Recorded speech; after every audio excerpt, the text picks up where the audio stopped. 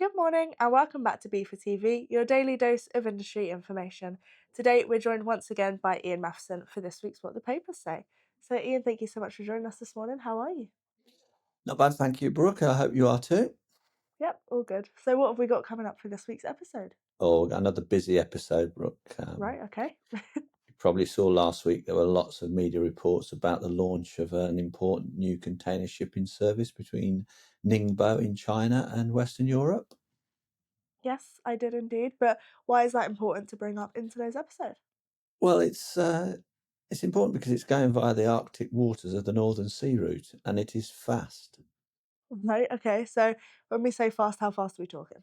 Well, they're saying 18 days from China to the UK, and that would take around 40 days via the Suez Canal and 50 days if the sailing was via the Cape of Good Hope. Right, okay. So it's a lot faster then. So who is running the service? It is a lot faster. It's a company called Sea Legend, and they're Hmm. deploying a container ship called the Istanbul Bridge. And I understand it's now headed to Felixstowe, then Rotterdam, then Hamburg, and then Gdansk. And you sound a little skeptical when you say that. Maybe a little bit. Yeah, there's nothing on the Sea Legend website about the service. And Right. although China has long sought a new route to UK markets, shipping services on the Northern Sea route are very seasonal and Yeah. impeded by heavy ice for most of the year.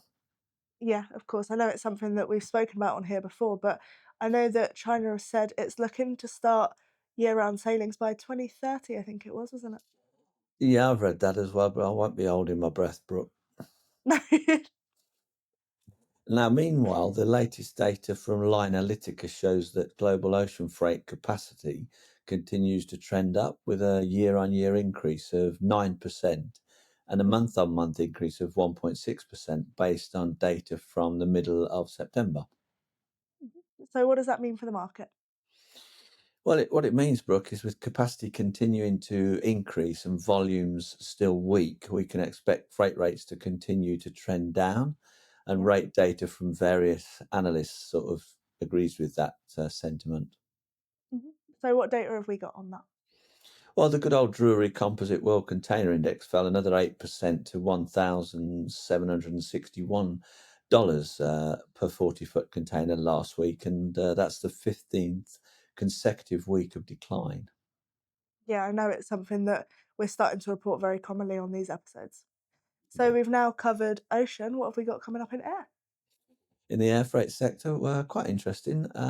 Apparently, air freight rates, according to a report on the Lodestar website, air freight rates from China have soared.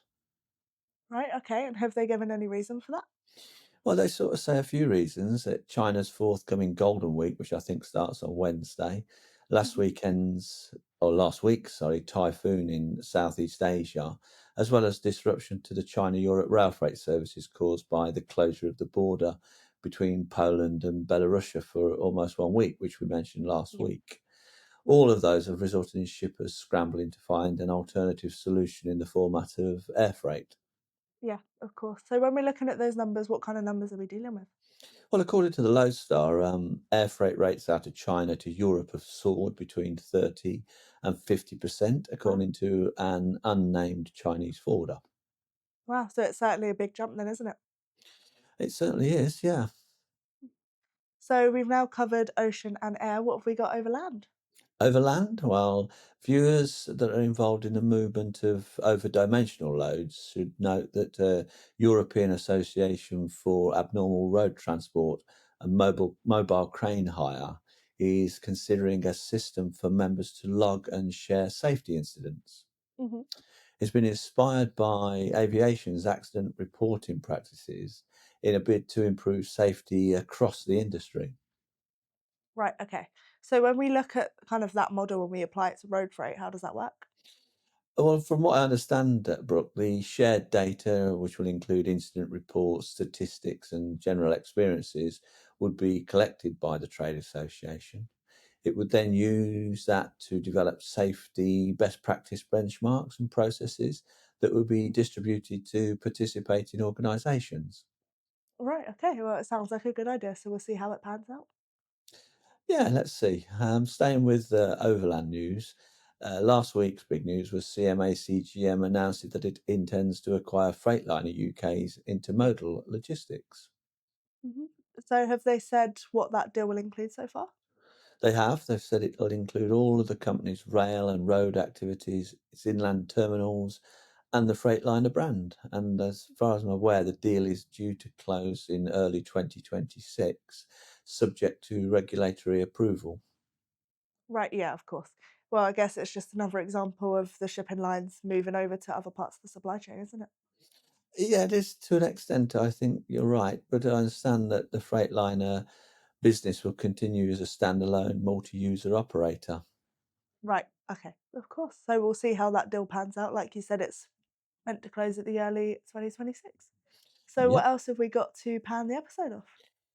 Well, we rounded off, I think, with a little story that will interest some BIFA members because I know some of them have sometimes fallen victim and become the unwitting third-party transporters of stolen cars to destinations overseas.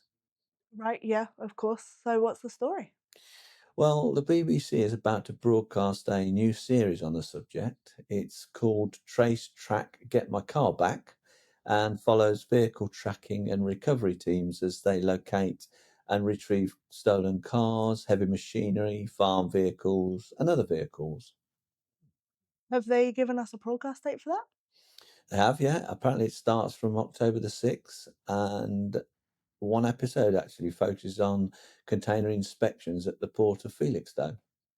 Oh, right, okay. Well, it'll be an interesting watch, one for our members to keep an eye out on. I think so, yeah. Right, well, thank you as always, Ian, for this roundup. I know that our members will find it of use. Brooke, it's always a pleasure, as you know. The links to everything that we've discussed today, including all of the reports, will be in the description below for any of our members who want to read further.